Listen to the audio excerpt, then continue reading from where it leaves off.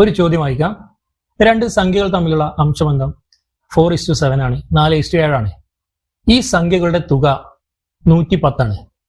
എങ്കിൽ സംഖ്യകൾ ഏതെല്ലാം? ഇതേ ചോദ്യം തന്നെ ഞാൻ മറ്റൊരു രീതിയിൽ ചോദിക്കാം. രണ്ടുപേരുടെ പ്രായങ്ങൾ തമ്മിലുള്ള അംശബന്ധം 4:7 ആണ്. ഇവരുടെ വയസ്സിന്റെ തുക 110 ആണ്. ഇപ്പോ ഒരു PSC എക്സാമിലെ രണ്ട് ചോദ്യങ്ങൾ നമ്മുടെ മുമ്പിൽ കണ്ടു. ഈ രണ്ട് ചോദ്യങ്ങൾക്കും ഒരേ ആൻസർ ആണ്, അല്ലെങ്കിൽ ഒരേ രീതിയാണ്, ആൻസർ ചെയ്യുന്നത് ഒരേ സ്റ്റെപ്പുകളാണ്. എന്നാൽ അറിയാത്ത ഒരാൾക്ക് ഒരു എക്സാമിൽ ഈ 2 മാർക്കും നഷ്ടമാവുന്നുണ്ട്.